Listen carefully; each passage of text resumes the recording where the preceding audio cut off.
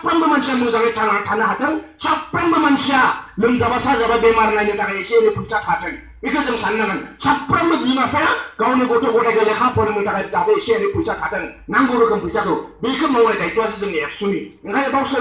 सोरबा इउपिपिएल दोलोनि सोरबा कंग्रेस दोलोनि सोरबा बिजेपि दोलोनि बे दोलोजों नाया जों साफ्रोमबो बर' मानसिखौसो नायो मिथिबायना आरो बे बर' मानसिफोरनि जेंनाखौ फोजोबनो थाखायनो जों फैबाय थानाय समाव क'क्राझार लकसभा समस्तियाव जोङो उरखाव गोरा सारखौ जोङो देरहाहोनो हानांगोन फारसेथिं जेंना दङ फारसेथिं एनडिपिनि जेंनाखौ सोर सानगोन एनडिपिनि जेंनाखौबो रावबो हारसाफ्रा साना बर'नि जेंनाखौ रावबो गुबुन हारिया साननाय नङा बेखौ जोंनो साननांगोन माखासे जोंहा जेलाव दङ माखासे हाग्रा बंग्रायाव दङ बिथांमोनाबो बर'नि फिसा बिथांमोनखौबो लाबोनानै सावरायनाय दायित्वआ बर' हारिनि दायित्व थागोन ओंखायनो बे खामानिखौ जों मावनो नांगोन आरो बेखिनि खामानिखौ मावाब्ला जों हारियानो जोङो जोंनि जारिमिना इयुन जारिमिनाव जों मोजां रोखोमै नोजोर मोनजानाय नङा ओंखायनो बे खामानिखौ जों मावनांगोन जोंहा बृहत सिन्था दङ मिथिबायना सोरखौबा माहाजोन खालामनाय नङा सोरखौबा माबा खालामनाय नङा जोंहा जे 40,000 गथ'फ्रा BA पास MA पास जानानै दङ गोबां बेन्चार स्कुलनि मास्टारफोर दङ जाय मास्टारफ्रा 25 बोसोर मास्टार मावबाय 15 बोसोर मास्टार मावबाय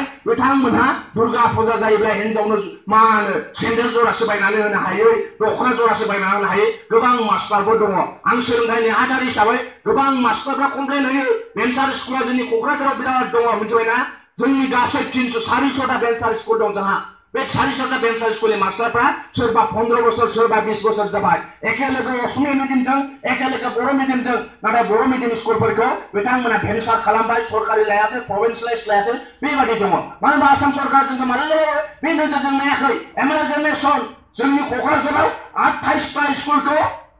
गभर्नमेन्ट स्कुलखौ गंसे खालामदों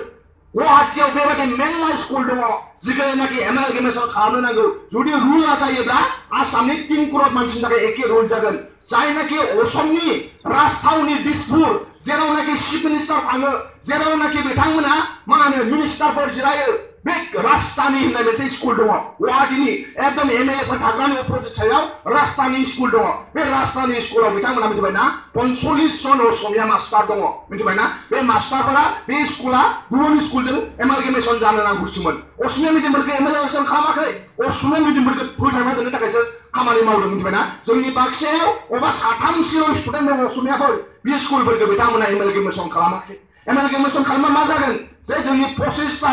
स्कुलखौ जे गुबुन स्कुलजों लांबाय तारमाने मा 28टा स्कुल क'क्राझाराव बर' मिडियाम स्कुल गैला मिथिबायना नासाब जाबाय 28टा स्कुलाव जोंनि गथ' गथाया साख्रि मोनगौमोन जोंनि गथ' गथाया खामानि मोनगौमोन बर' मिडियाम स्पेशल टेट खुंनो थाखाय बारे बार चिफ मिनिस्टारखौ जों बुंबोबाय बिथांमोना दिनैसिमबो जोंनि थाखाय टेट खुंनो थाखाय फैसा गैयानो जि सरकारा जोंनि थाखाय टेट खुंनो फैसा गैयाब्ला बे सरकारजों जों बोरै थागोन बैफोरबायदि थासारि जाबाय मिथिबायना दा ओंखायनो जोंसो साननो नांगोन जोंसो खामानि मावनो नांगोन दा ओंखायनो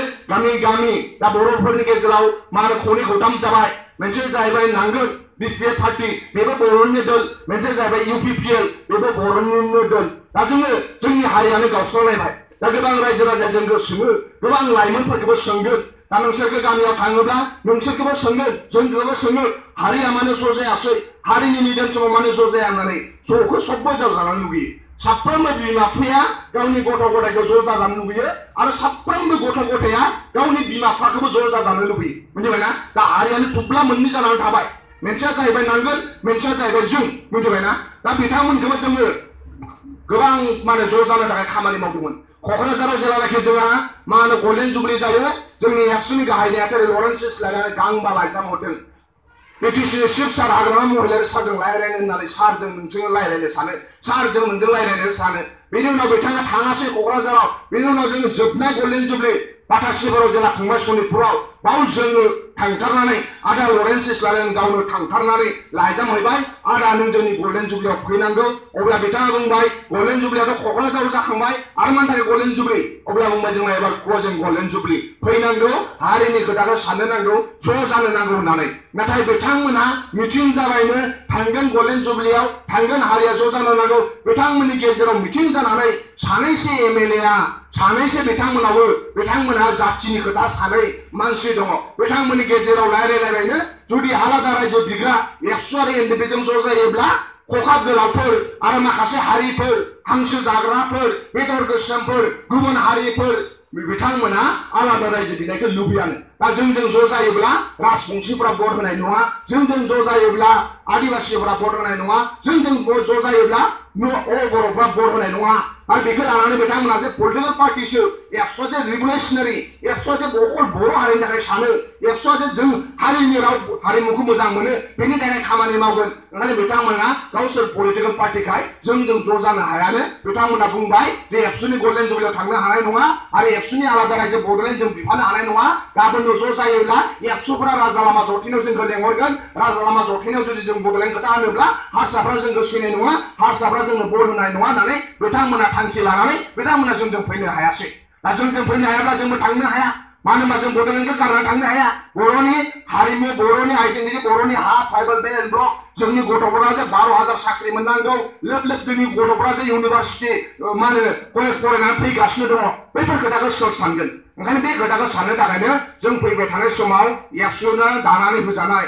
एनडिपि प्रग्रेसिभ एनडिपिनि जे आलादा रायजोनि सावरायनायाव गोजौ लेभेलाव सोलिगासिनो दङ आरो जों फोथायना लानांगोन आरो बेखौ फोजोबनो होनोब्ला जों जुदि मोजां जायोब्लानो बे सावरायनायाबो जोबगोन आरो बेनि थाखायनो जों खामानि मावनांगोन साफ्रोमबो बर' मानसिनाव दायित्व जानानै थाबाय बेखौ जों गामि गामियाव थांनानै बुजायहैनो हानांगोन जाय मानसिया बर'नि थाखायनो बिथांमोना आफादफोरा जोनोम जादोंमोन दिनै बे आफादफोरानो दिनै आलादा रायजो बिनो हाला गुबुन हारिखौ गिनानै गुबुन हारिनि भट मोननायखौ गिनानै बिथांमोना बिनो हाया अब्ला बै आफादजों जों थांफानो थाखाय बाव खुनु पसिबोलानो नङा